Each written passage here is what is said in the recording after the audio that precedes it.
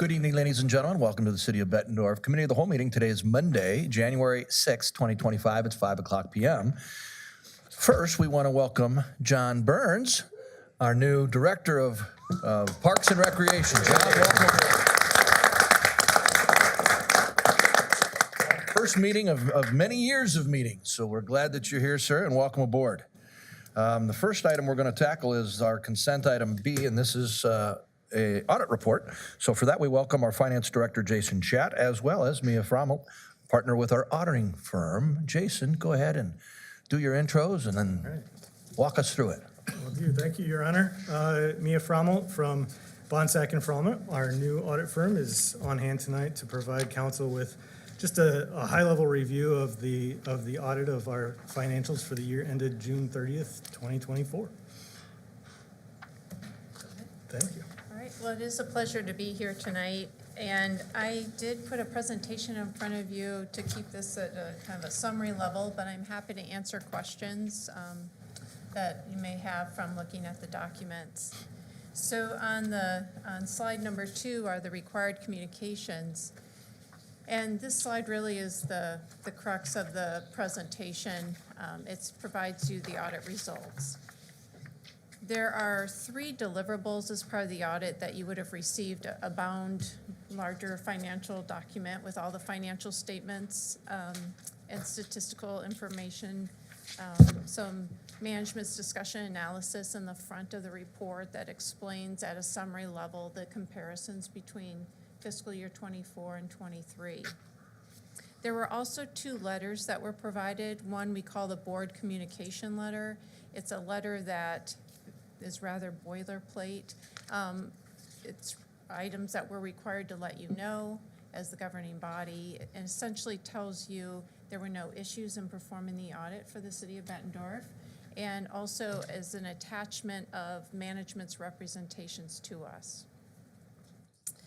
That letter also lists significant estimates that are included in the financial statements, just so that you know what is an estimate as opposed to something that might be a more direct balance.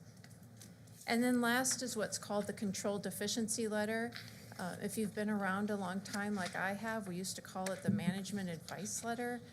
So these are not items that rise to a finding. These are more observations brought to you as suggestions for consideration. So we did perform 3 audits. There's the financial statement audit. That's what we typically think of in terms of auditing the financial statements of the city. And we have issued unmodified opinions over the financial statement audit. That's what we call a clean opinion. It is the highest level of opinion you can receive. That's great news, that you're following accounting standards and there were no issues in the financial information. The second audit is called the Government Auditing Standards Audit. It is understanding internal controls. We spend, as Jason and Calissa will tell you, quite a bit of time interviewing people and talking about processes. And we had no findings as a result of understanding internal controls. We also, under that audit, are required to test compliance with state laws and regulations. So we'll look at bond covenants. We also have a list of items the state auditor's office requires us to test, and that information is all in what's called Part 4 of the compliance section of your report. There were no significant findings to report. There were a couple items that we are required because there's no materiality in the state auditor's requirements that we are bringing to your attention in Part 4. It had to do with a couple functions being over budget, and then TIF reporting suggestion for future TIF reports. And then the third audit is the federal single audit, and that is an audit of your significant federal dollars or grant awards. The city expended $10.2 million in federal awards in fiscal year 2024. That's higher than usual, largely due to the American Rescue Plan Act Award, or also known as the Coronavirus State and Local Relief Award. That was 5.5 million and was expended during fiscal year 2024 on the Aquatic Center. We tested that as a major program, again, are required to test internal controls and required to test compliance with the federal's guidelines of that program, and we have no findings to report. So a clean opinion on the program. The other program we tested was the Hazard Mitigation Grant Program. The city expended 1.2 million on the program that's funded through FEMA and then passed through the state to the city. This program is for the acquisition and the demolition of 18 residential properties. We had 2 findings on this program.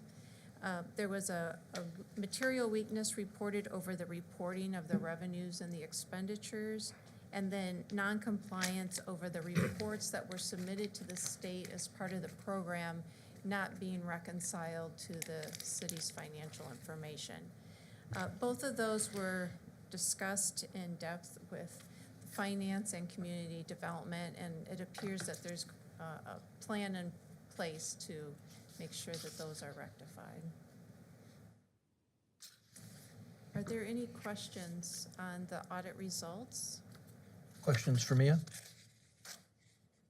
Greg Jager? Hi, just a quick question so I understand. You said there were a couple of problems with the last federal program, but you're comfortable that staff has come up with a plan to address those and shouldn't come forward again?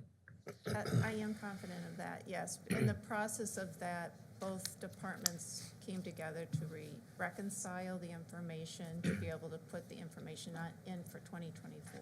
Okay. And then in the government auditing standards section, you said you had a couple of non-material findings? Yes.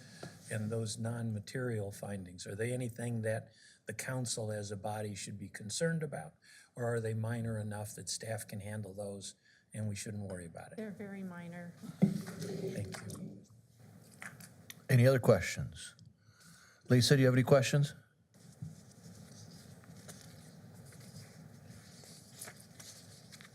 Okay, so I couldn't hear that, just so that you know, but I'm guessing that's a no, so we'll keep going. Mia, thank you. okay. So slide 3 is a summary of the financial information comparing fiscal year 24 and 23. And again, high level, you have a pretty outstanding finance department. So I know that you're getting information throughout the year.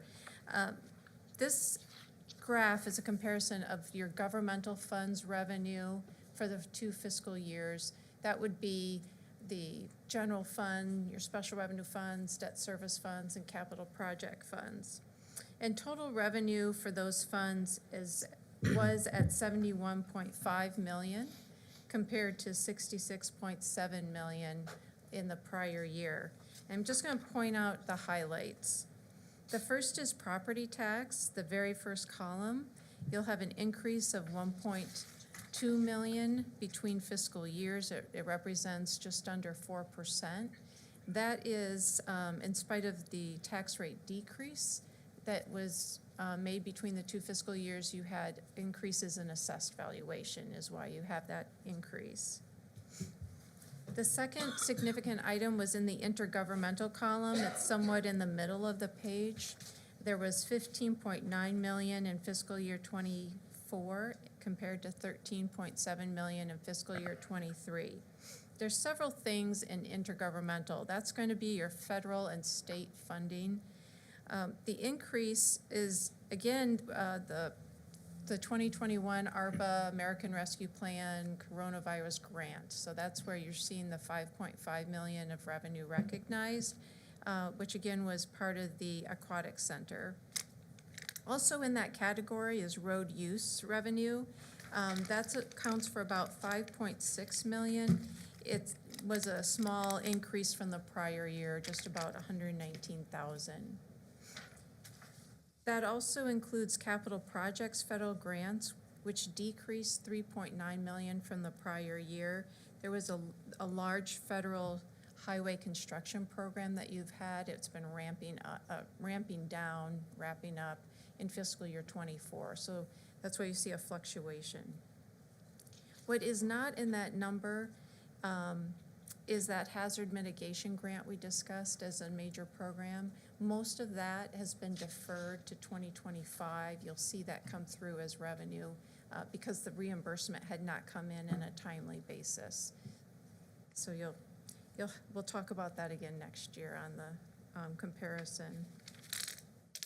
And then use of money and property, the third column from the right.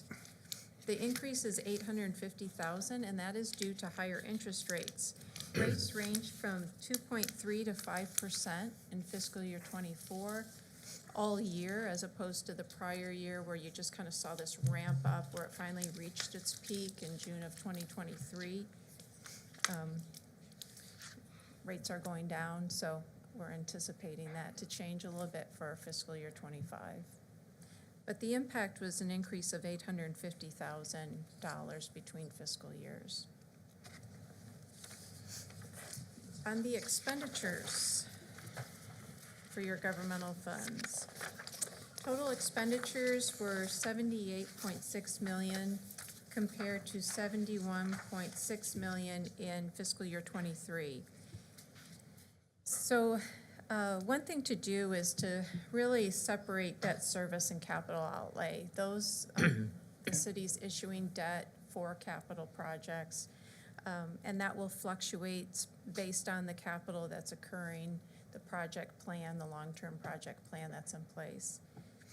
For debt service, the city did issue general obligation bonds and issued $13.6 million in general obligation bonds in the governmental funds and paid $10.2 million in principal on the prior debt. And in the bound document, there's all the detail on the maturity schedules of the long-term debt. And capital outlay then again fluctuates. There's several ongoing projects. One of the items that causes an increase as well is there has been 2 new accounting standards in 2 years on leases and subscription agreements. And when you enter into long-term leases and long-term subscriptions, it's now a requirement to record that as long-term debt and as capital outlay. And that's primarily why you see a swing there for fiscal year '24. Other than that, the other funds, the operating funds, if you will, where we have public safety, public works, culture and recreation, community development, and general government, you're going to see a large change in your community development column. That is that increase of $2.8 million is due to the $3 million payment for the economic development grant for the Middle Road and Forest Grove Sports Complex expansion that you had planned for in your budget. And then looking at all the other functions together, the change was about 5% overall. And that was as expected. Wages and benefits were approved in various ranges, but averaged about 4% in a change from prior year. So those fluctuations were as planned.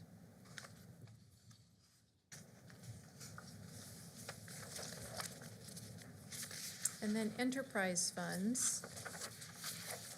So these are your utility funds. It also includes Life Fitness Center, Quad City Waterfront, the Aquatic Center, Stormwater, Palmer Hills, Golf, Recycling, Transit, Family Museum, quite a bit going on. If you compare fiscal year '24 and '23 on this slide, and you were to do just a year to year, you would see that operating expenses increased 2%, while operating revenues decreased 1%. And we look at operating revenues and expenses since enterprise funds closely resemble commercial accounting, so more in line with private business. Now, those changes appear to be maintaining what you've had in the past, but I want to pull it out a little bit because you actually have large fluctuations within there. First, the Life Fitness Center, as you know, ended operations last year. So there was a loss of revenue and expenses of about $500,000 each in each category. And the Quad City Waterfront Convention Center experienced a net decrease of about 100,000. There was a change in a type of events being held, which had an impact to both revenues and expenses, both of which decreased. And the Aquatic Center, as you know, is going to had very little revenue because it is under construction, and so you're going to see that change from the prior year. And then that leaves the sewer, stormwater, Palmer Hills, recycling, transit, and family museum. And in those cases, the operating expenses have increased about a little under 1 million, but the operating revenues have decreased. I'm sorry, operating expenses have increased 1.3 million, but operating revenues at the same time at 300,000. So it's important to note that it's just a financing decision, understanding that funds are supported by transfers in, maybe other federal grants, and investment earnings. All of the enterprise funds maintained positive equity. So in the end, those changes, still you were maintaining funds in a very good position.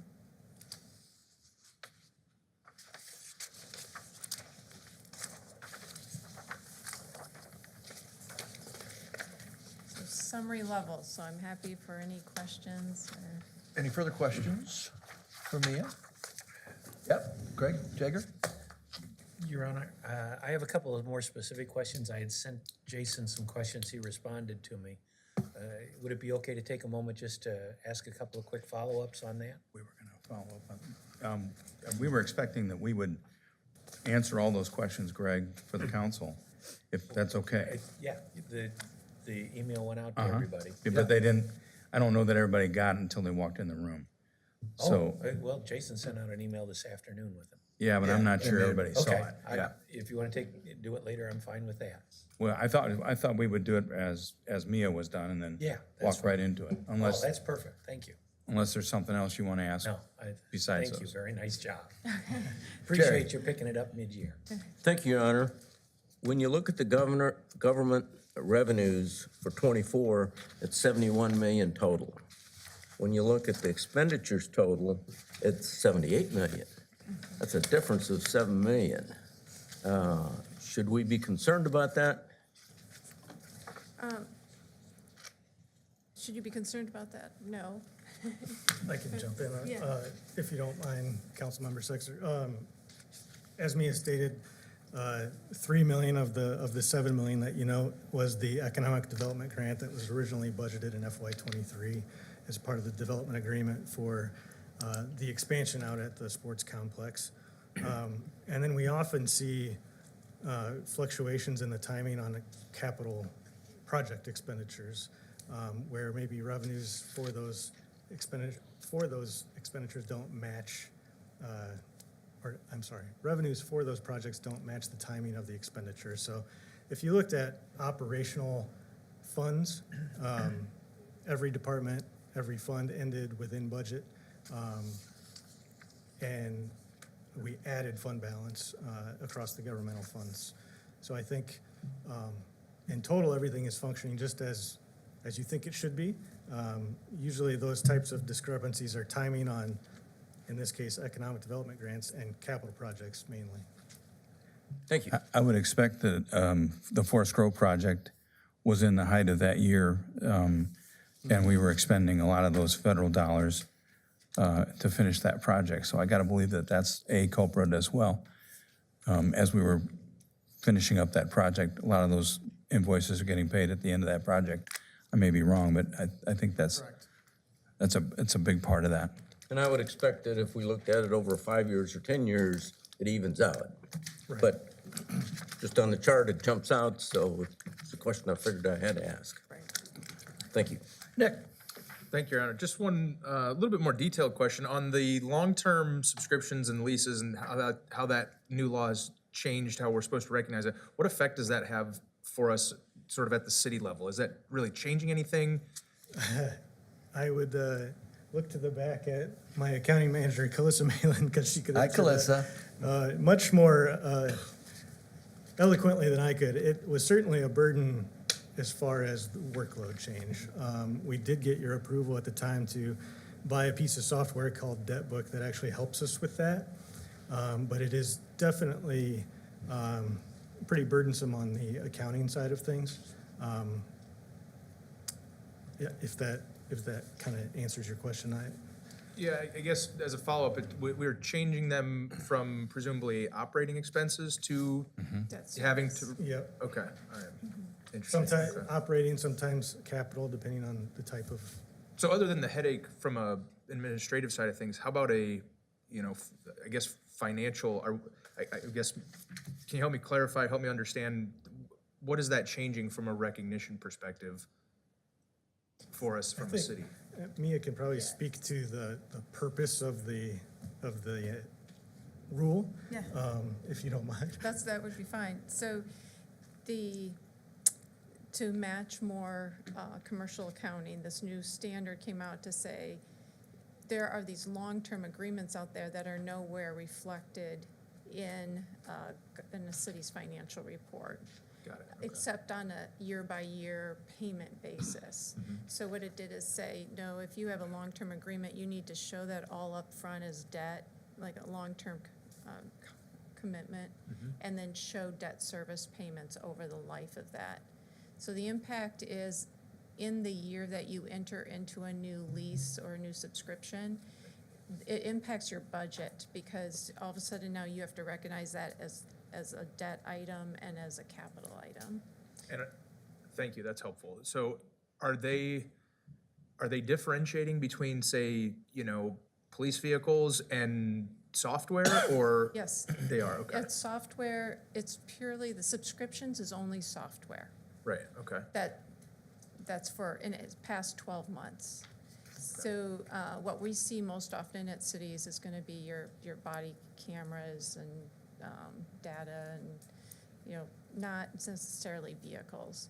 The leases is gonna be where if you're leasing a vehicle or property. Okay, very good, thank you. Derek, go ahead. Follow up on that, please. So the payments then, for example, on a lease, they still come out of the same account that they did before. They don't come out of the debt service levy. I would say the same fund and department as before, but we have to account for them in the debt service area as far as state compliance goes. So we've just had to create some debt service accounts within those funds and departments to handle those payments. Yeah. Okay, thank you.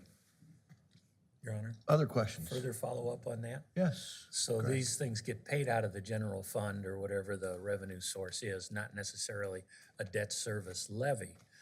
Does accounting for these items now in a debt count against any of our debt limitations under constitutional parameters, state constitution? I don't believe the leases do. I don't, I'm gonna hedge on that because there's still discussion on whether it does. You're gonna see some cities that show all of that as part of your legal debt margin, and you're gonna see some cities that are not currently. Do you have a recommendation one way or the other? Well, I personally think it's part of the legal debt margin. We've got plenty of room right now, so we can record it one way or the other. But I think we would want to take the advice of our auditor and our finance director in that regard. And the reason for that is we're waiting on guidance statutorily from the state auditor on how they're gonna consistently apply it. So I'm sure, this is fairly new, I am sure this will work its way out in the next couple of years in terms of how we're all reporting it. In the exhibits that show our debt at this point, is it calculated towards that 5%? Is it? I don't believe so. Okay, Okay. okay. Yeah. Any other questions? All right. Well, thank you very much, Mia. Very nice to see you. Appreciate your work. Thank you. It's been a pleasure to be here. We really appreciate the opportunity. It's been wonderful to work with everyone here. Good. Should that change, I'd like to be the first to know. Your Honor, and before Mia leaves, Calissa sitting in the back quiet as she prefers. But this was a major undertaking for us to move to Bonsack and Frommer, which we're excited about. But it also put a whole lot of headache on Calissa, who handled this like a champ. And we want to recognize her for the work that she did, because there is a lot of gray hair now in that head. She just colors it well. And so, thank you, Calissa. Yes, Calissa, appreciate your work. And the whole team over at Finance. Jason, good job. Thank you. All right, Your thank Honor, you. We thought Councilmember Jager had given some questions over the weekend to Jason. He also, when we sent out the ACFR, I guess it's called now. It used to be the CAFR, but now it's the ACFR. He had a memo attached to that with responses already to some of the concerns raised by me, and I wanted to make sure he went over that issue with community development on that hazard mitigation grant, just to make sure that everybody hears it from staff, how community development and finance are working together. And if Jason wants Mark to chime in, Mark certainly can. And then I think we'd like to attack the questions that Greg raised, so that all those questions get answered real quick, if we could, if you don't mind. Yeah, that's just fine. I think Greg's right. We all got that email, and you do have a hard copy here if you just weren't able to read it, which of course it came this afternoon, so that's understandable. But it's pretty well explained in this memo. So, but you certainly can talk it through, or if people have questions, we can do that too. Why don't you talk about the grant first? Yeah, I'm Joyce. happy to address those couple of findings, if you will. The HMGP grant is for the residential property buyout of those homes in the floodplain along Duck Creek. It's been going on for several years now, and in several different versions and several projects. And I think that's the crux of the error, is in our communications between back and forth with community development and finance. We might have been talking about different projects at different times, and reports that were made to the state, and then our resulting schedule of federal awards just basically miscounted the amount spent for the year in federal awards on those projects, because expenditures were in various projects, and we were only reporting on one, if that makes sense.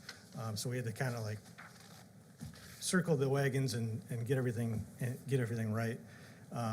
We've done that. We reconciled all the projects together with the help of Mark and his team.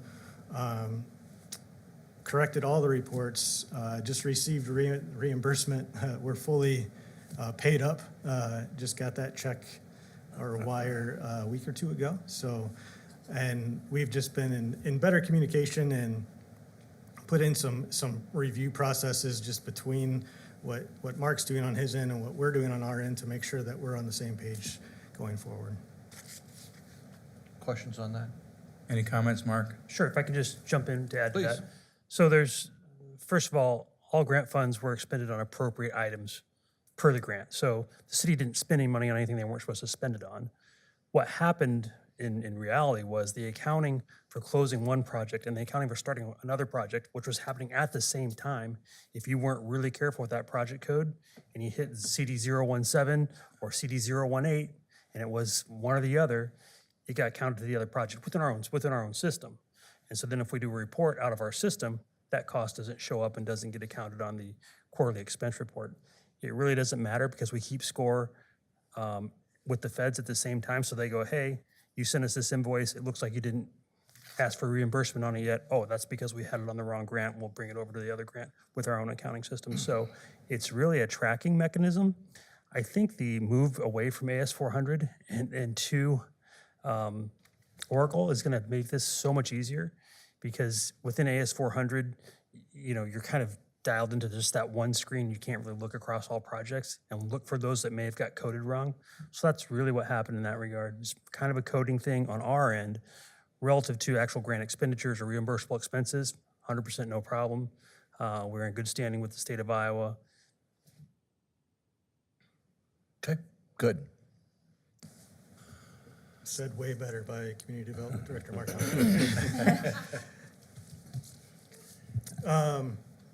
So as Mia noted, there was 2 findings there, but both related to the same problem. So that kind of covered both of those. And then a finding related to the budget stating expenditures during the year exceeded the amount budgeted in the Community and Economic Development function prior to the budget amendment. This is really a one-off, unique item. I don't ever anticipate being repeated, but that is to say, there was a $3 million economic development grant as part of the DA with the expansion of the sports complex on the east side of Middle Road. That was originally budgeted in FY23. The developers requested that we not make payment until FY24, but that request came after the FY24 budget was adopted. FY24 arrives, they request payment. I say, yeah, I know about this payment, this makes sense, we send it out, and of course exceeded the budget for FY24 prior to amending it. Again, an occurrence like that, probably not really likely to happen again, but just in case, what I'm recommending is, rather than wait and amend the budget one time a year as of May 31st, let's go ahead and amend the budget when we look at it in January and February. We re-estimate the budget at that time and you approve that budget, but you don't hold a public hearing on it and approve it by resolution and amend it to the state. So what I would recommend is we'll just amend the budget at that time. We'll do 2 amendments during the year. Obviously more if necessary, but I think 2 amendments during the year, that one in January or February, along with the setting of the budget for the following year, makes a lot of sense, and we'll catch most of these items if there were ever to be another one. Greg? Just so I understand, you're proposing that we do a mid-year budget amendment to make sure that if somebody's budget is getting close to 0, we get it taken care of, or that we don't take a budget and exceed it at any point during the fiscal year. The issue with this finding was that we exceeded the budget prior to the amendment. So I think, and like I said, this is a very unique situation with an economic development grant of this size. We don't make payments like this very often. My contention is just that second amendment will catch these items before they become a problem, rather than waiting until the spring. As you know, we re-estimate the budget at the January, February time anyway, and you are all a part of that process, but we never formally adopt that re-estimate. Okay. Again, so that I understand, is it going to be the practice of the department that nobody's line item should exceed 0 without a budget amendment first? They shouldn't run it down to 0 without a budget amendment first. I think that's the lesson learned here. Okay. It's not very often that even by January during the year, that would happen, but obviously possible. The only thing I can think of off the top of my head would be a horrendous winter, a whole bunch of salt needed, or a whole bunch of overtime in a budget. But so potentially by going to this practice, we might do multiple budget amendments in response to unusual circumstances. Yes. Okay. That's my recommendation. I'm good with that. Thank you, Your Honor. Okay. Yes, Jerry? Follow up, please. So on that $3 million delayed the payment, does that require us to amend the development agreement, or are we still okay with the development agreements? I know that DA has been amended. I don't know if that delay in the payment was reflected in the amendment or not.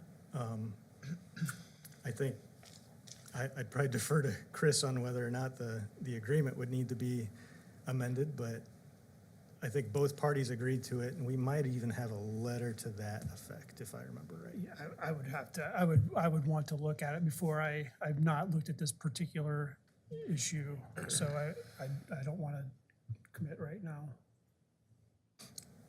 But I'm certain that we had the request from the developer to do it, Yeah. and we honored that, and we haven't had any objection from the developer.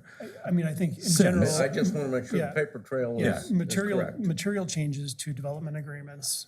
If there's an amendment, there should be an amendment that comes to you and gets approved. I think that's the general statement. I don't, so, Timing of a payment by a couple days probably isn't material. material. Yeah, I Unless the think amount of the you're payment got right. changed, then you better okay it. Yeah. I feel okay with this. Any other questions for Jason before we move on? You want to go through those questions, Your Honor? I don't care. If, Jason, you want to, or somebody from council does, if you haven't seen it, it's, might be premature, because if you look at it, it's pretty detailed. I read it this afternoon and understood the questions and understood the answers.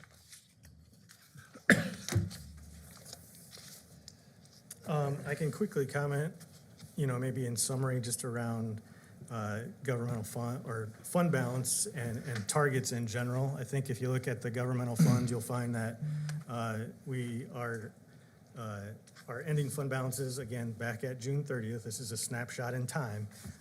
Our ending fund balances, in most cases, exceeded our targets in the governmental funds.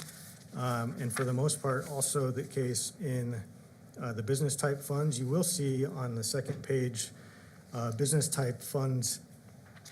The measurements there are a little bit different. We usually go by cash there. Some of the funds have built up quite a bit of cash, and there's a purpose for that. Oftentimes, in the case of, say, the sewer fund or the stormwater fund, it's usually unspent bond proceeds that just the timing of projects, we haven't spent down that money yet. In the solid waste fund, we've built up quite a cash balance, but we have over $3 million worth of solid waste trucks on order that are due to arrive in FY '26. So we need to make sure we have the money there to cut that check when that happens. So you'll see that kind of come back down towards its target level once those trucks arrive. Healthy net position and cash balances in employee health, risk management, the IT and garage, our internal service funds. So happy to answer questions around that if there are any. Greg, you had a couple you wanted. Yeah, just on that one particularly, our general fund, total fund balance shows about a 51% number. When you look at the policy, does the policy make a difference between restricted or non-spendable versus unrestricted funds? In other words, is the fund balance in quite a bit in excess of the policy, or is it at or slightly below the maximum of the policy, depending on how you classify the funds? When we're talking about usable fund balance in the general fund, and we often refer to 25% as our target, we're usually talking about unassigned fund balance, which is at 28% today. So a little bit in excess of the policy, but not too far out. The 10% that is in the committed column is really only committed by you as a council by policy, and that's the extra 10% that we added coming out of the pandemic, I think, to kind of make sure that we had adequate reserves in the general fund. Uniquely, this year, we have a non-spendable amount. Usually the non-spendable portion of the fund balance in the general fund is simply just inventory items. That's not the case this year.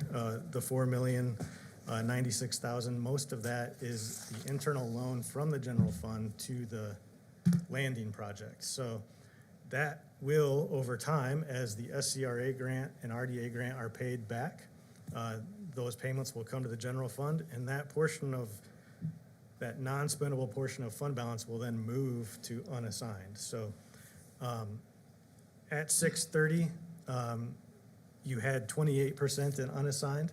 That, unless we begin to draw down, that will grow as that loan is paid back. Also, then you indicated that the city at end of the, again, snapshot, end of the fiscal year, had about 70 million in cash and investments. So that would be funds, tangible funds that we could, if we needed to, you could go to write a check on. Yeah. how much of that $70.5 million is restricted or not spendable? Or Talking about different methods of accounting, but about 29 million of fund balance, not necessarily cash balance, but fund balance is restricted. And it's really only restricted by the nature of where it lies. So most of that is in special revenue funds, like the road use fund, where we are restricted in that we can only use road use revenue for road use expenditures. The debt service fund is a huge portion of that. We can only use debt service fund balance for debt service expenditures.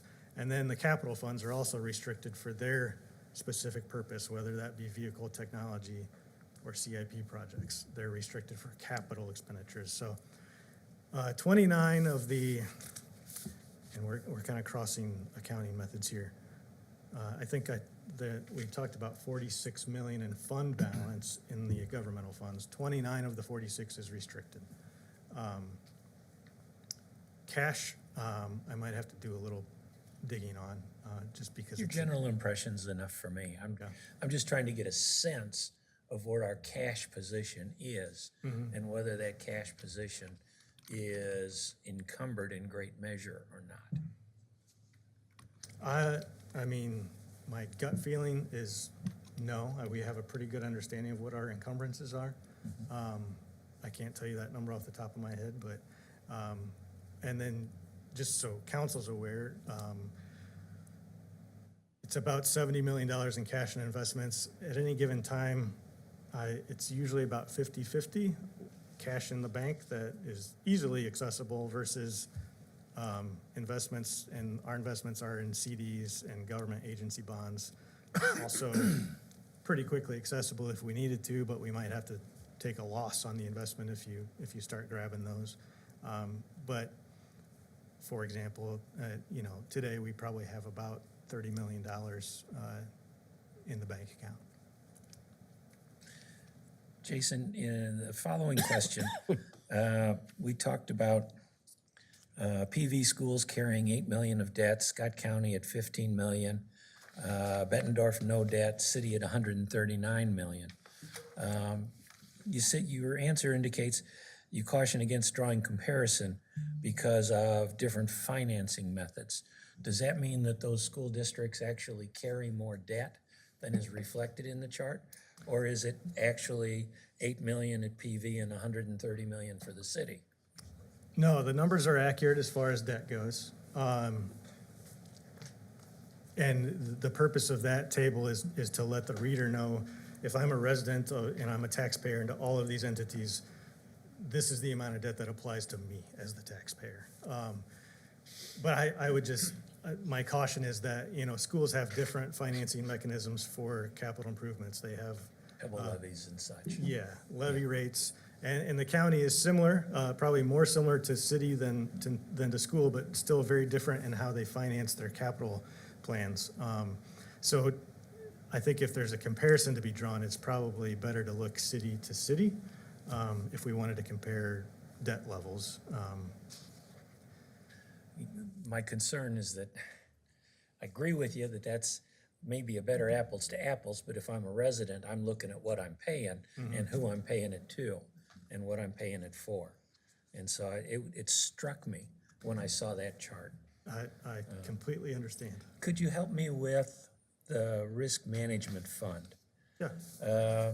It looked to me like there was 600,000 that was put in. I thought it was coming in from general fund. Your answer indicates that there really was no payment put into the fund last year.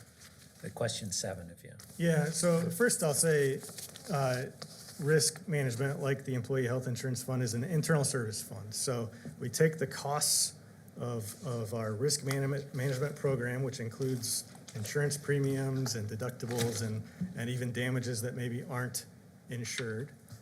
We take all of those costs and spread them across every other department of the city. And those departments then pay into the fund as part of their budget.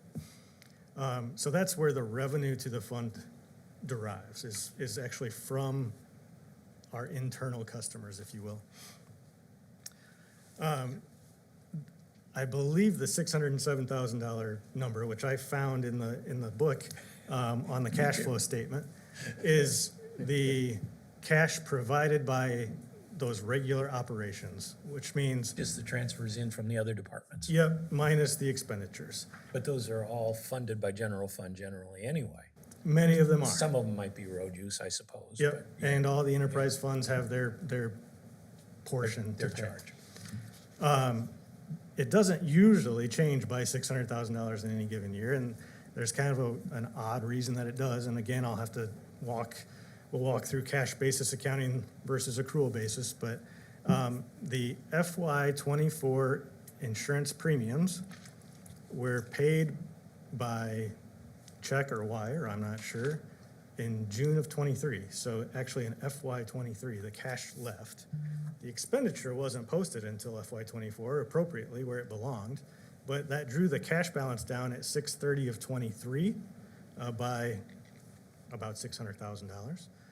Then the departments paid in all year, and the cash balance got back up to where it belonged at 6/30 '24 to about 1.1 million, which is where it belongs. So the swing is just a matter of, we kind of made an early payment on the premium. As far as, that snapshot at June 30th, it was right before June 30th of '23. The cash went out, obviously not expended until FY '24 on the accrual side of the books.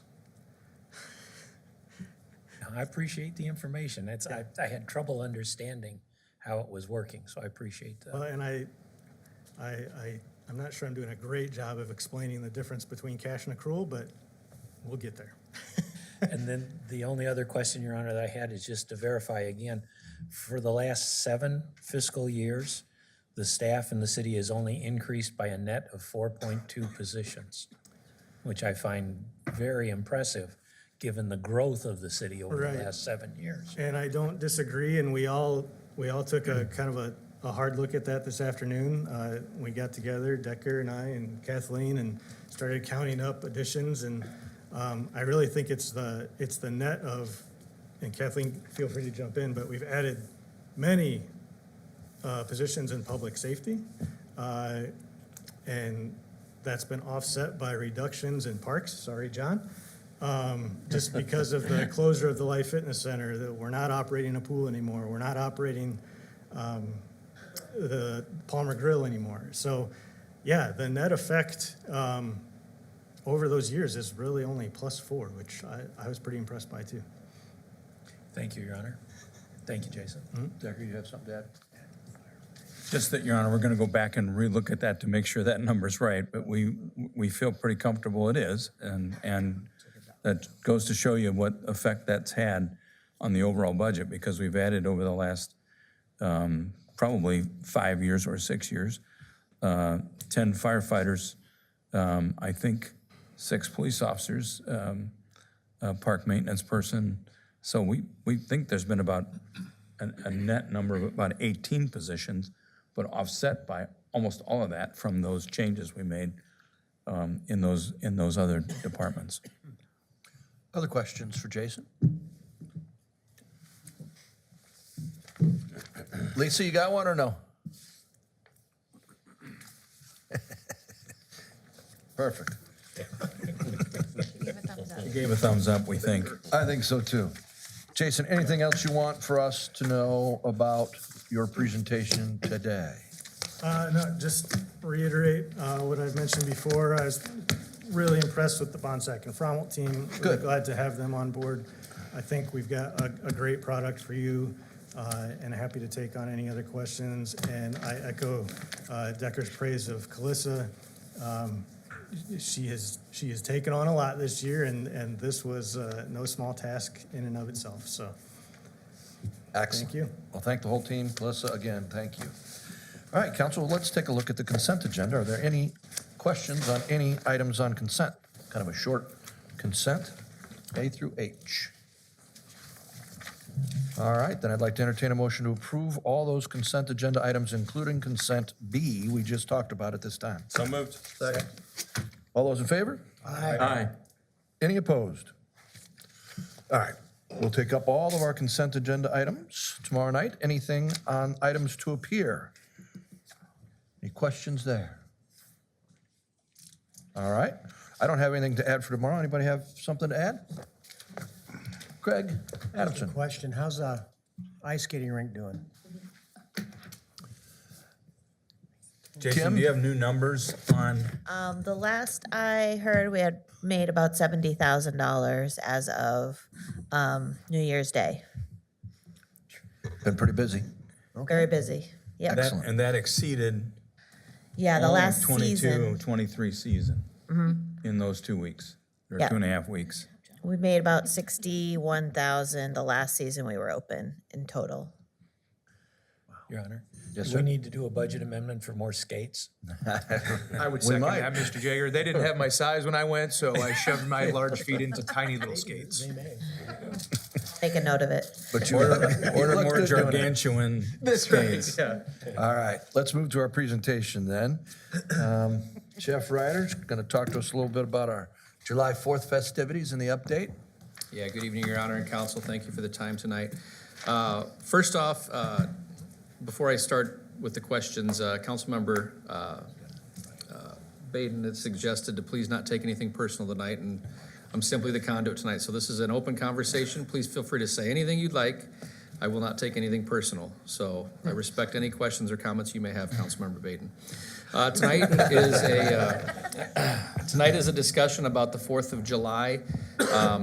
I would say globally in the city of Bettendorf, not just specific to maybe one event or festival or parade or anything, but just more so some questions that have been posed by council and a request to have a little bit more of an open dialogue about some items of note. So I have prepared a slide with some questions that have been posed kind of rhetorically for all of you to consider this evening. And then also this evening, I provided you copies via email of Davenport and Bettendorf's fireworks ordinances for your review. And I think as you may have seen in there, they're pretty complementary to each other, but there are a little bit of variable in each one that is slightly different. But by and large, there's a lot of consistencies. So please use those as a reference tool if you wish.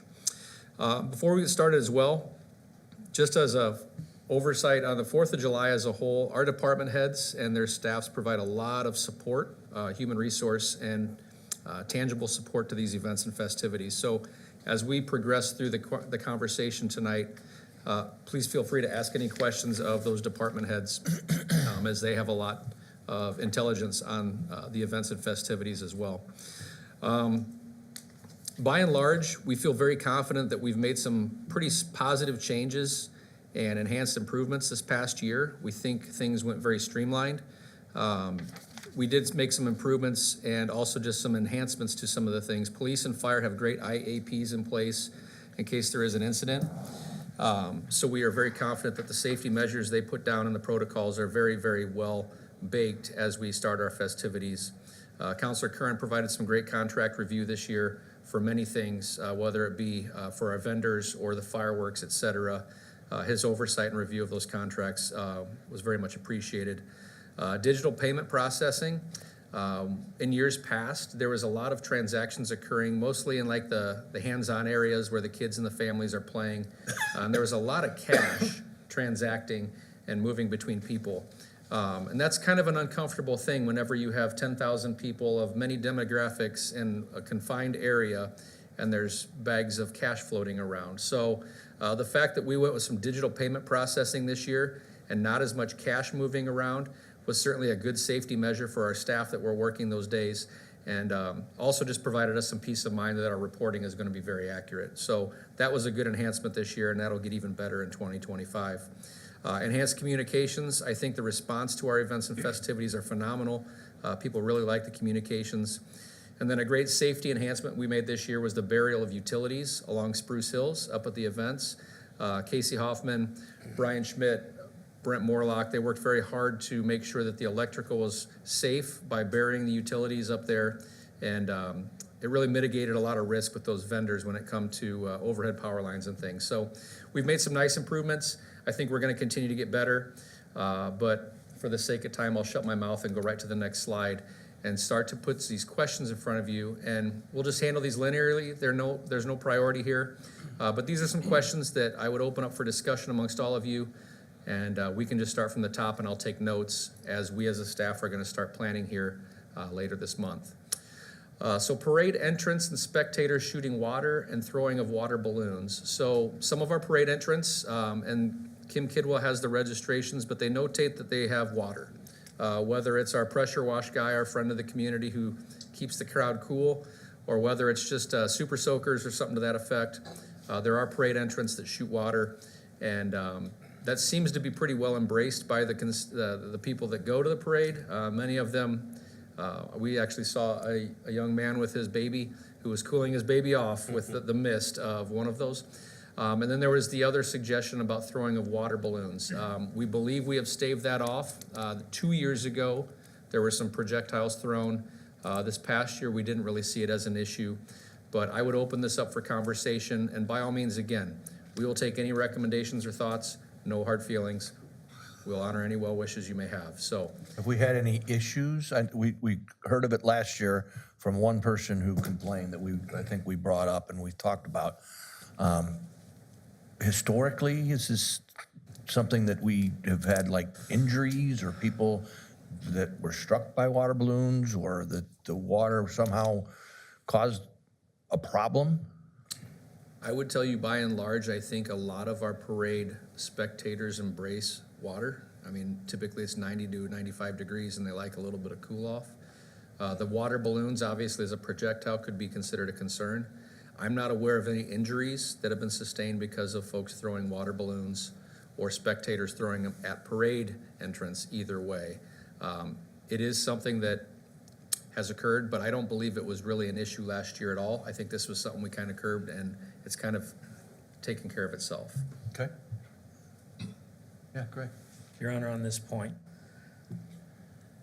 to my understanding, in the past, there was actually a 4th of July committee that handled most of this, and it was really offloaded to that committee, and that in recent years, the city has taken it more and more on, and so it's really become a city function. To that end, we see what happens when there are problems and the city has control of the physical location or the activity. We settled a lawsuit regarding a drunk driver who got onto a city rec trail. And we obviously had no control of what happened that night, and yet we ended up paying a substantial sum through us and through our insurance agents, insurance carriers, for that incident. So if we're in control of this, generally, my thoughts are we ought to make sure that the participants have a clear understanding of what they should do if there's a problem. Maybe we should have a central telephone number that all the participants have that immediately connects to somebody on staff, doesn't have to be 911, so that if there's an issue with the bystander, there's a response that's immediate to it. As it relates to shooting water and throwing balloons, obviously this is a minor thing. But if a bystander gets water on them and they are opposed to that, how does that get handled legally? Could that technically be considered an assault? If somebody's throwing a water balloon at a parade participant, could that legally be considered an assault? If a parade participant starts it and 2 floats later, somebody else gets hit with a water balloon, which I imagine is what happened in the case a couple years ago, does that person have any defense to say, hey, the city is allowing this, I thought I was just taking part in it? And do we make it more difficult for the police department to actually go in and take care of that issue if we allow it from the other side? I don't have the answer on that. I raise it for staff and our attorney to think about. shooting water on a hot summer day is a small matter. But there may be somebody who is upset about it. There may be somebody upset about the response. I'd ask that we look at that. So it's my understanding then that we allow some of this, the shooting of the water, but apparently we aren't allowing water balloons? We have not set anything out that would suggest we are or are not Okay. at this time. No, we haven't taken a position either way. When you've got that many people lining the streets and all those spectators, the police department almost impossible to control somebody chucking a water balloon. So the participants in the parade need to be forewarned, I guess, that like Greg said, if this happens, this is who you call. And I think one of the problems this year wasn't it thrown at a political party in particular? That was last year. Was a was year last ago. Two The years ago. complaint came to us after this year's parade, frankly. That It actually it's- came it's- last year, and was renewed. yeah, and we don't think there was any viability to this year, and we question whether there was any viability to the year before. But the city will be responsible by virtue of control and ownership of the ground. I think it behooves us to think about it. A central number not only takes care of problems with rowdy behavior, hey, call this number, we respond, but it also will increase response for float breakdowns or medical emergencies during the route. We give people a number, tell them call it, and then we respond to it immediately. I think that puts us in a better position in the event something happens. We don't want anything to happen. Events of the last couple weeks show us that things do happen, and I want us to be as prepared as we can be for thinking about it in advance and responding to it when it happens. Go ahead, Decker, and then Chris can chat if you I would just say this, and I haven't talked to the chiefs, but there is a number, it's 911. Don't confuse people by giving them a different number. If they feel like they have a problem, they will figure out easily what that location is. We have every officer on site has their radio on. We cover all those intersections. To give them some other number that we don't know is somebody's personal cell number and then trying to get a hold of who's ever at the intersection, just tell people to call 911 and we'll figure that out like we do every other incident. And it is one number that everybody knows. And Now, a we lot of people advise the think, dispatchers that these calls could come in. absolutely. So So one of the operations, there's a separate channel and a dispatcher specifically assigned to these events and for all first responders here in Bettendorf. So to that point, it's the quickest, most direct way to get somebody on scene with the most accurate information. So I think what we have been doing has been working and is the most efficient and safe for everybody at the event. Chief, do you have an opinion on water, balloons or shooting water? Feel good. It all comes down, I think 99% of the time it's all in good fun. And it can be always misconstrued. Intent is everything when it comes to assault. And I would say, and I have never not seen in any of these events, even past years, where there was any intent to bring, some type of malice or pain or anything in a negative way. I understand there's different, one or two people can not like that, but it's, we can talk about it in further discussions, I think, as a group and take the suggestions and maybe bring them back to you. Chris, did you have something you want to? Yeah, thank you, Your Honor. I appreciate this discussion because I do think that the benefits of the 4th of July festivities and the parade and the festival are great. And it seems to me from what I've heard that it's an event that our residents love. But as Councilmember Jagger indicated, there are potential liability issues that we need to be concerned about, and I think we are. I think we've frankly probably had some of this already. It takes the parade and the festival take place on city property.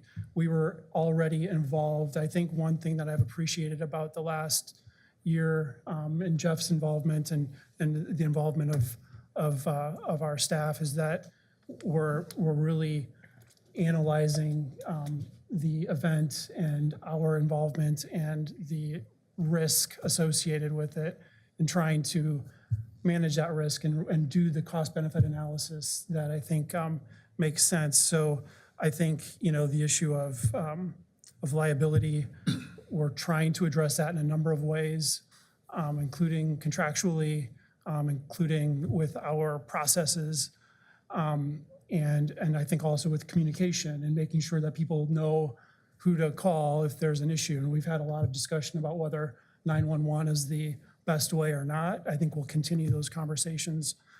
So I guess I would just say the risk management of these, of the 4th of July is something that we are taking seriously and will continue to do so. And I think this conversation is a real help for us all to get there.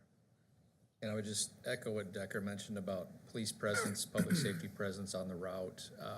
There is not a cross-section street that does not have multiple police or public safety officials at it. And I've experienced it by being down there during the events and festivities. If something goes wrong, whether it be someone having heat stroke or whether it be someone throwing a projectile, there are uniformed officers within a stone's throw of anyone at any given time. And I would say that my assumption would be that if someone was to see something, they would probably have a quicker response by going up to that officer who may be at an intersection than potentially calling a number, that number getting dispatched to the police, then the police responding to the incident. It seems like they have a lot of presence to where people are very comfortable and feel safe with what's occurring. And correct me if I'm wrong, Chief, but I think almost every police officer we have is on shift in some capacity during that day. Yes, yeah, it's a full-on, hands-on deck.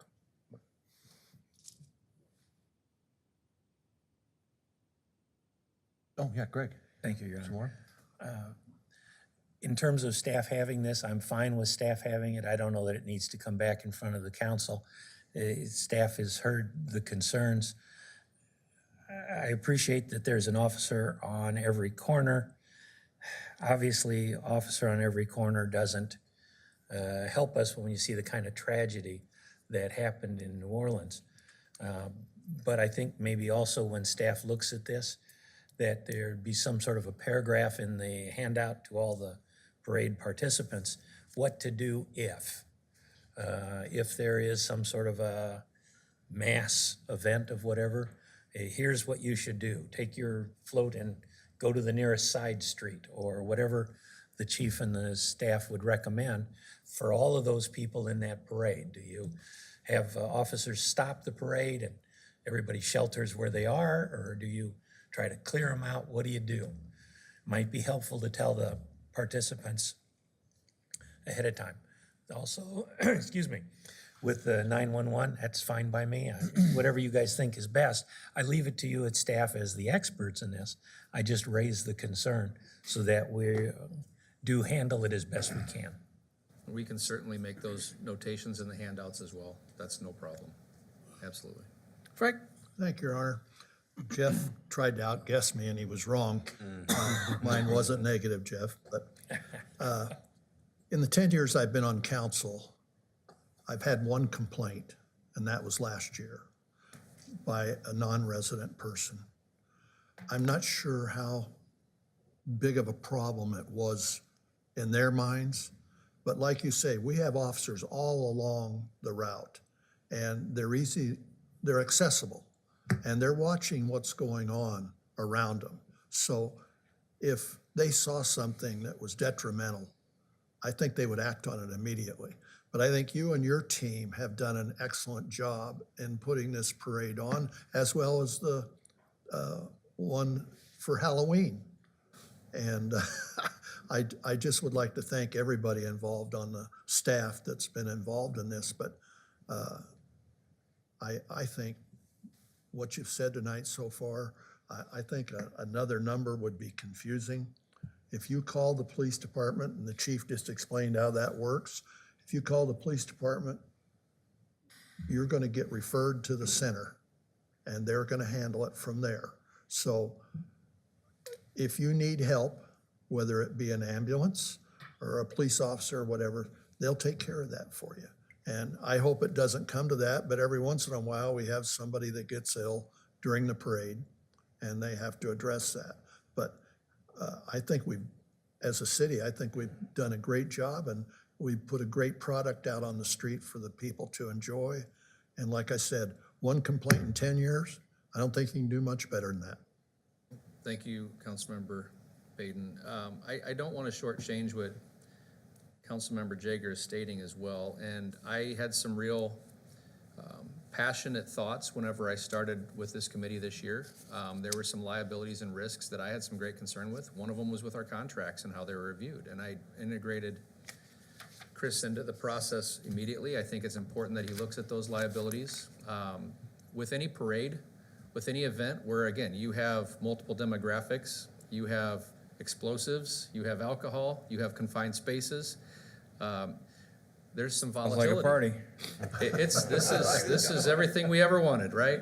There's always some volatility, and some liability is always there. So we have really tried our best to put in efforts to mitigate any risk, but I think also with that, at certain times, we're also going to assume a level of risk that we're comfortable with. It's kind of the nature of the beast with the 4th of July. When you put all of these factors into a confined area, there's always going to be that assumption of some risk. But we're going to continue to do our best to mitigate any risk along the way, so. Greg Adamson. Thank you, Your Honor. Just a couple. Since we're talking about security and safety, how do we think about, I don't even come up with a suggestion tonight, but think about how do we prevent or mitigate or lessen the issue of people throwing candy off the floats and they land 1 foot away from the float, and then the children run out into the street. And I don't care, you have to have a police officer every 50 feet to.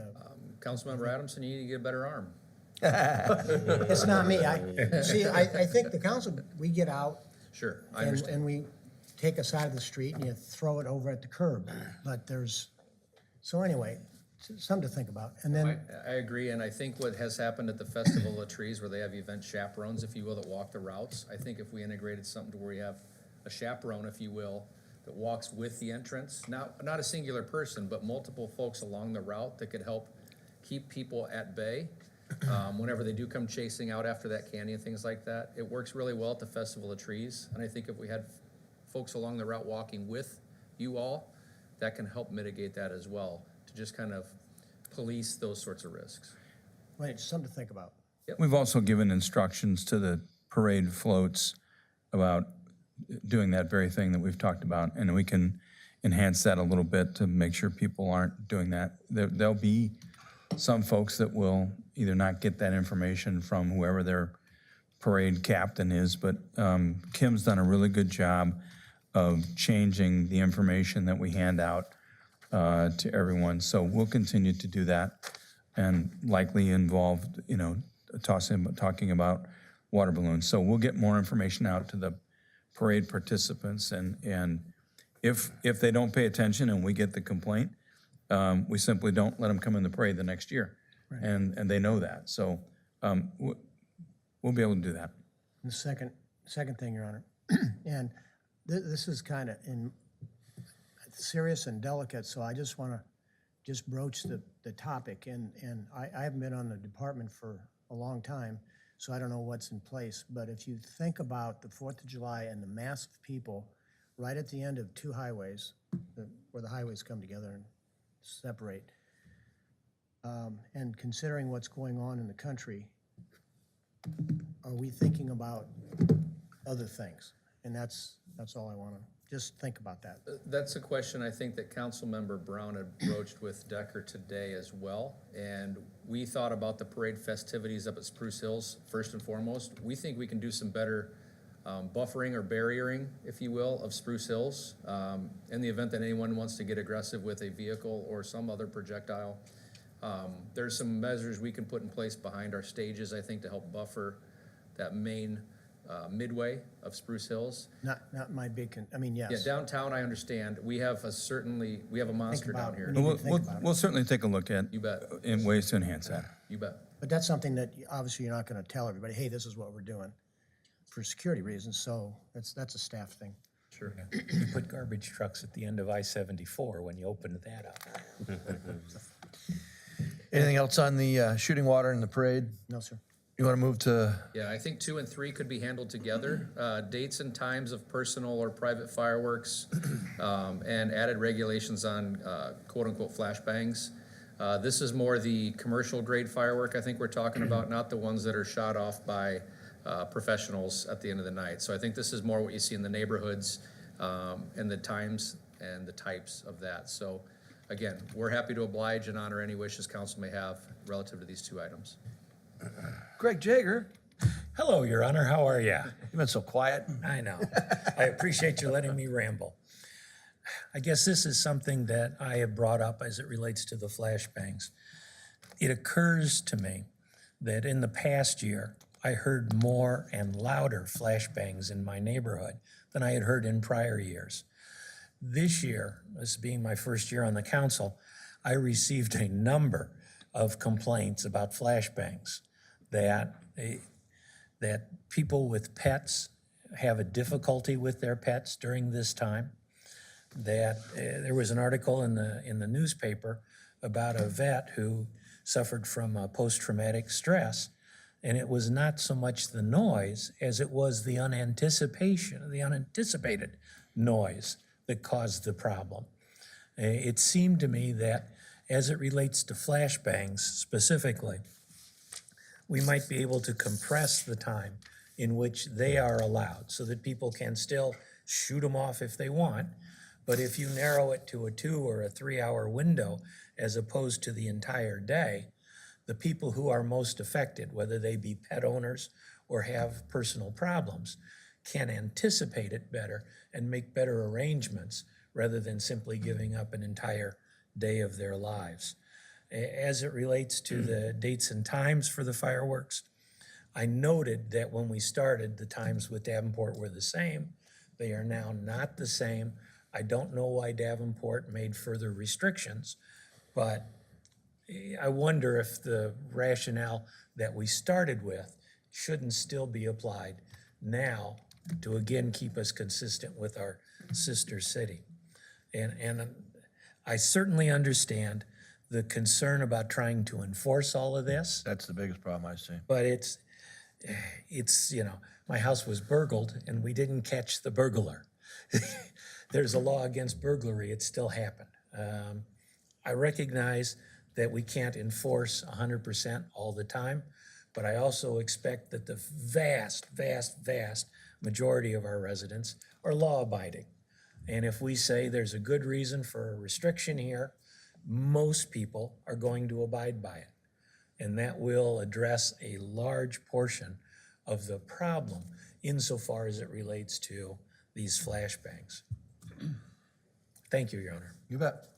Jerry, what are your thoughts? Thank you, Your Honor. Following up on that, I think one of the complaints that I receive from residents is, or at least questions is, what is our enforcement policy or philosophy in the hours that they're not supposed to be doing it?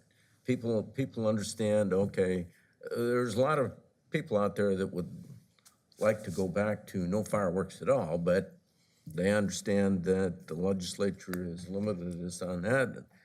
So they can make accommodations for those hours that we say fireworks is allowed. But when fireworks, large amounts of fireworks are exploded in off hours, what are we doing for enforcement? Now, I know it's a challenge because The police department has got other priorities, and particularly on that holiday weekend. So where are we on that? Chief, you want to walk through what you're doing? I know it's hard to pin it on somebody. You show up and everybody goes like this. He did it. My neighbor, and they're back inside. No, I appreciate, that is the most challenging part, and I will say, based on the calls, many times we don't get like exact addresses. It's like blocks away and people hear them. So, when we can, we definitely are responding to every call when we can, if it's not more of a priority, to try and locate where they're actually coming from, and then getting into the area, and then finding the actual, finding somebody in the act of is challenging. So that's always been the case.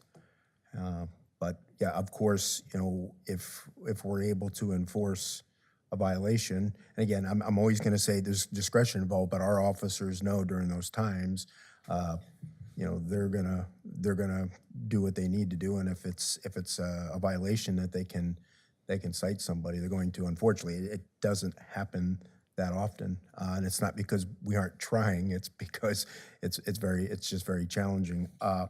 And I know I went back through my emails, and just real quick, I can't remember if this was shared with you in the past, but this year, specific from June 1st to June 30th, we had received 21 complaints regarding fireworks outside the allowed date and time. Obviously, they're not allowed during any of that time, so those were easy, 21 complaints.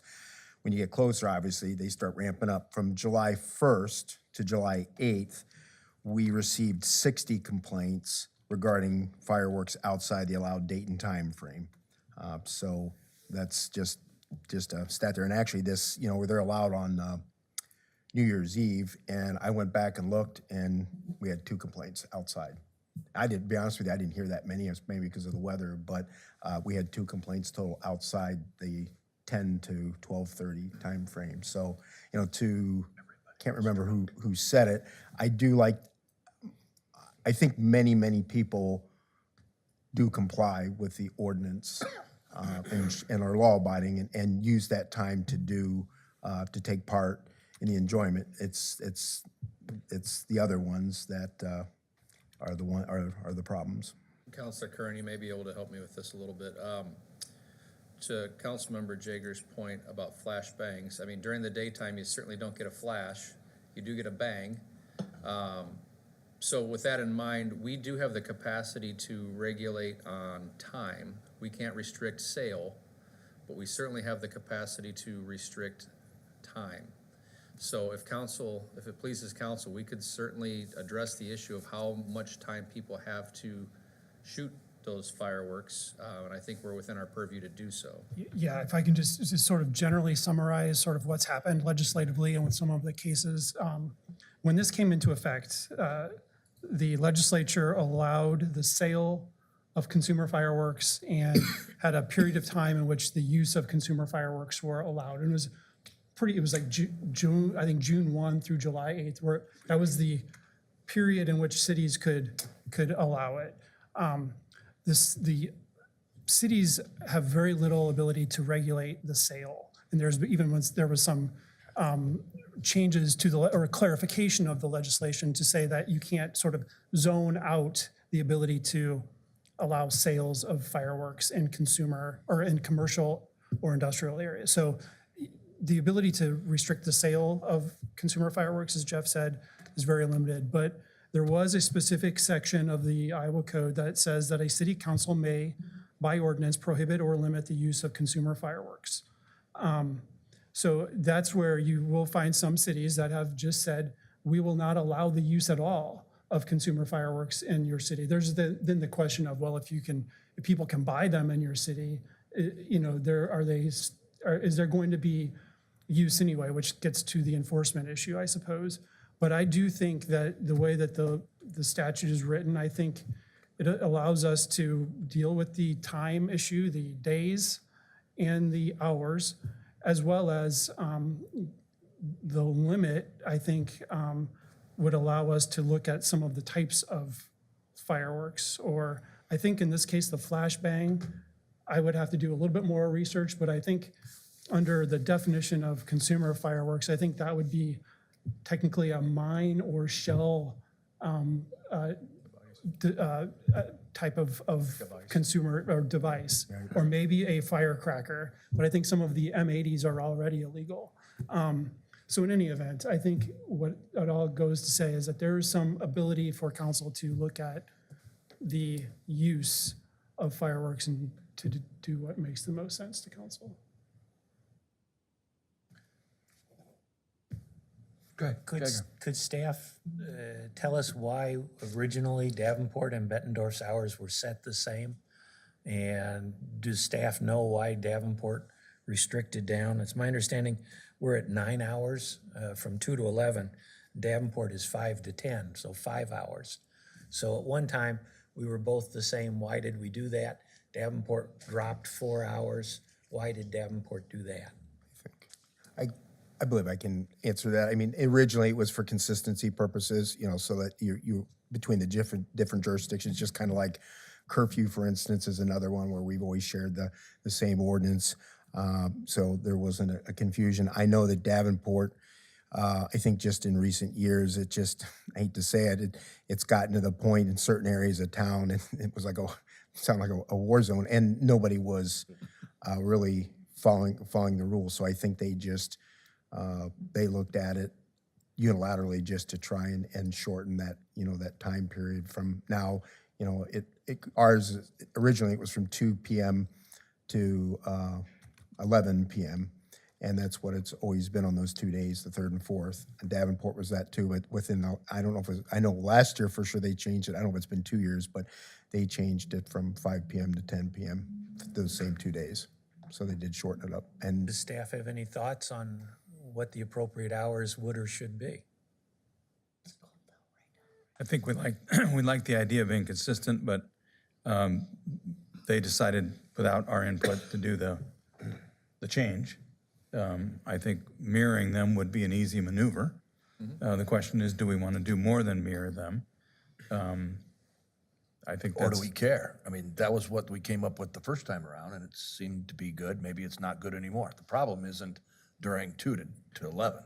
We're not getting complaints 2 to 11. I don't think people, the problem is it's outside of the time that it's allowed. I think you're getting complaints from people outside the time it's allowed. I think you're getting angst from people within the time because of the nature of the explosives that are occurring. From my perspective, I would like to do something to help restrict the nature of the explosives. I'm less concerned about the hours, but I'd go along with council direction or concerns as it relates to the hours. Your Honor. Yeah, Scott. Thank you, Your Honor. If I recall, there was some concern about being too restrictive and that collaboration with Davenport would provide some cover and uniformity between the two cities, and like this is sort of a regional limitation, and that we were concerned about going too far and causing a reaction that the state would maybe pull back our ability to restrict it all. So there was some concern like, okay, is the floor safe? Is this going to break? Is this fine? And now I do think that the emails and the messages that we get are probably almost always from someone who is disrupted and they feel like they shouldn't have to live like this for this long under these circumstances. I would give the New Year's Eve revelers an A+ because that thing didn't go on until all hours of the night. I mean, it's like there was a small window, and I think it goes to 12:30, and it was done. So that was pretty respectful. But I don't know if, again, I think everything we do anymore, we seem to have one eye on Des Moines. What's the unintended consequence of any action that we take, and what are they going to do about it? So it becomes, in my mind, I think at a Rotary meeting, I might have asked Representative Grassley, hey, what do you think? And he went, well, we're not going to pull back, so maybe, we could do well to look at other communities and see who and what is working and who's gone farther and what the reaction has been, because we certainly don't want to restrict unnecessarily. I mean, we're celebrating freedom, right? All the while talking about how we could restrict it. So, it's a little bit of a slippery slope. I tell you what, I can provide to that question, I can provide you all with a response on the hours that we see. I'll look at a number of cities, and I'll provide you a response to see if there's any consistencies. There's a lot more cities that are like us, I guess, as far as size, population, things like that. And I can get some ordinances from all of them and suggest what our, I would say our peers, cities that are similar in size and population to us are doing. It'll at least give you some more context, and I can provide that to you in pretty short order. I mean, I'll get that to you fairly quick here. Thank you, Your Honor. Yep. Greg, back to you. Thank you, Your Honor. My guess is that we would be the first and only state restricting a classification of fireworks if we were to go down that road. I think there'll be hours across the state that'll be varied and will be successful or not successful depending upon the population of those cities. Just to move this along and come to a conclusion on it, I'm okay with leaving the hours the same if the council says leave the hours the same. As it relates to flashbangs, for my own peace of mind, I guess I would like to see a 4-hour restriction on flashbangs. We can set it so it's 5 to 10 or 6 to 10, I guess if we want to make it actual 4 hours. 4 hours during the third, 4 hours during the fourth. Leave it to staff to figure out the right 4 hours. But that, to me, I would ask or make that motion to see if the council would support it. If the council doesn't support it, staff doesn't have to go to the work. So I'd so move. 4 hours.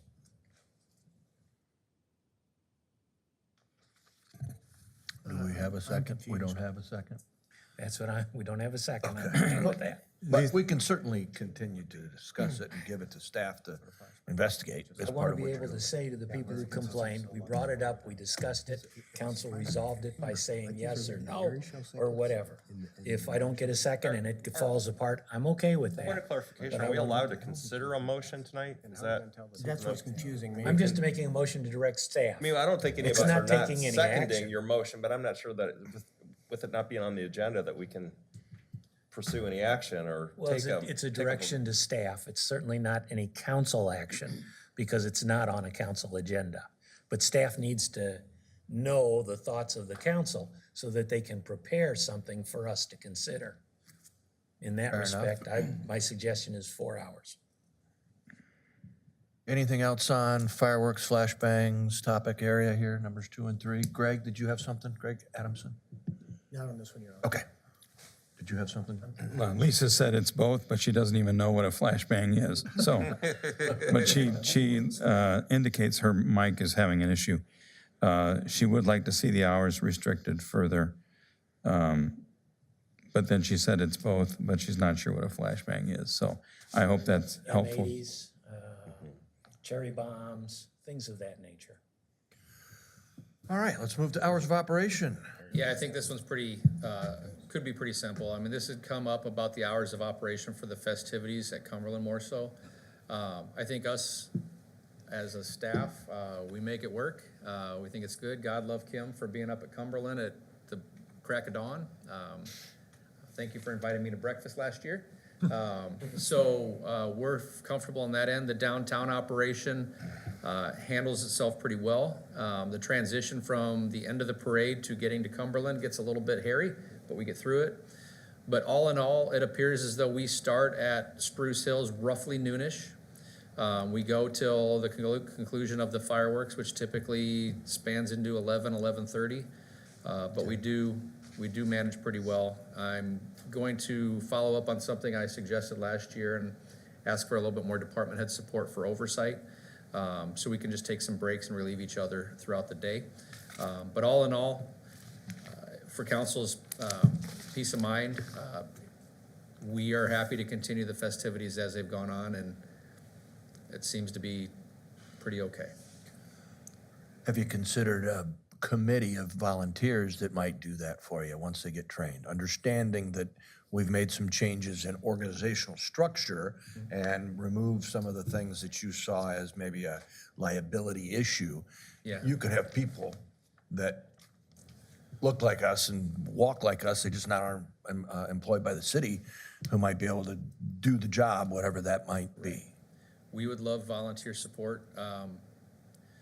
What my biggest concern God rest Larry McCobin, as a community volunteer. Oh, yeah. He was, whether it was self-anointed or publicly anointed, he was carrying a little bit of a position of authority. And as a volunteer in the community, I feel it's incumbent upon us, as we are so closely tied to this event, to have someone that's always in a position of accountability on location in the event that something does go haywire. I would certainly not want to rely on the media being pure in their questioning and throwing a volunteer to the wolves, if you will. So I think having someone in an authoritative role or accountable role at all times is important, but we would certainly welcome volunteers to assist us with the operations throughout the day.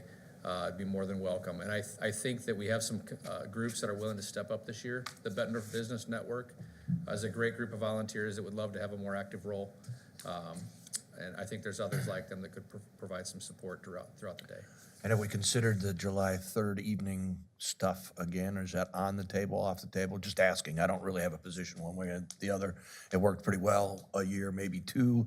It didn't work all that great 1 year or so. From an event and an entertainment perspective, it's a really cool thing to do.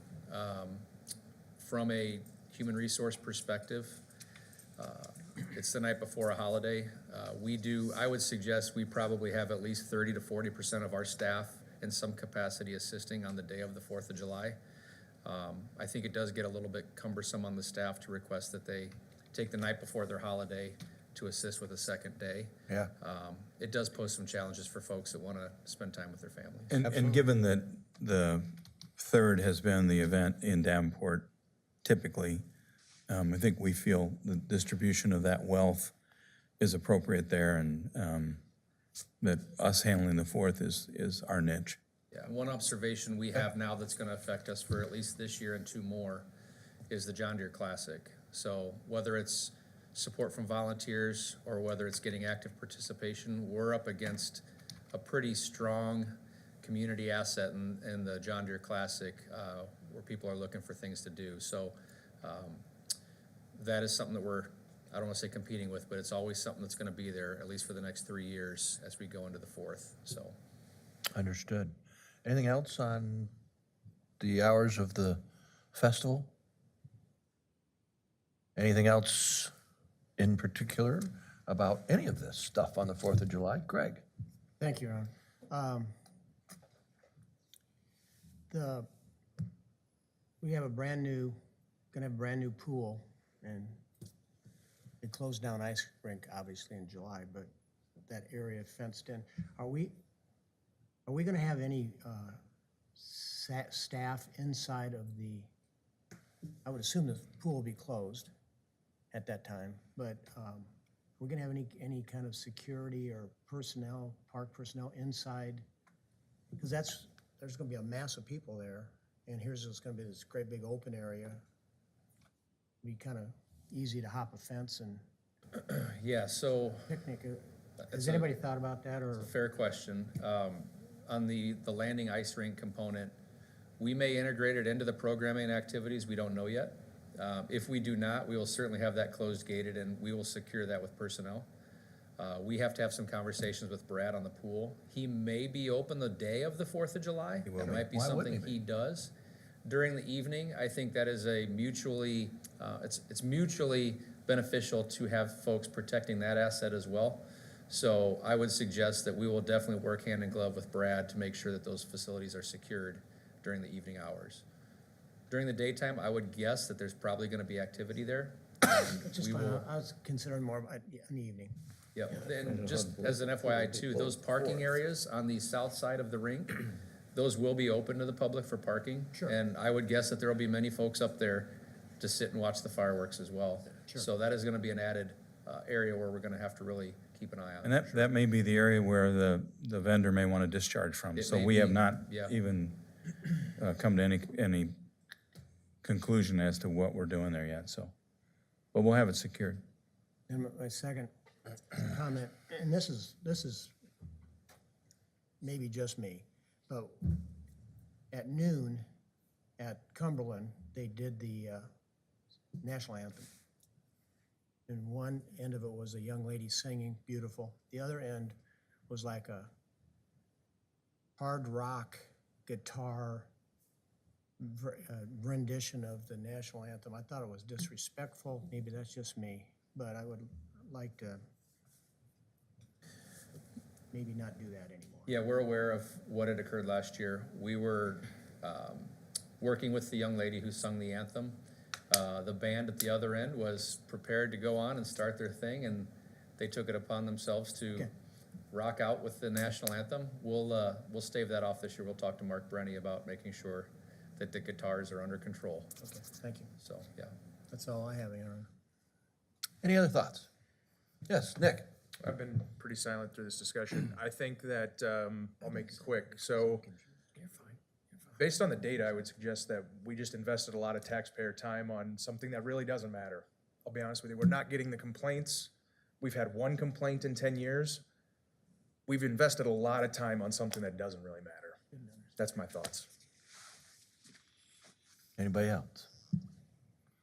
All right, back to our agenda. It looks like we are ready to adjourn. I'd like to entertain a motion to do the same. So moved. Second. All right, we are adjourned. Good work, people.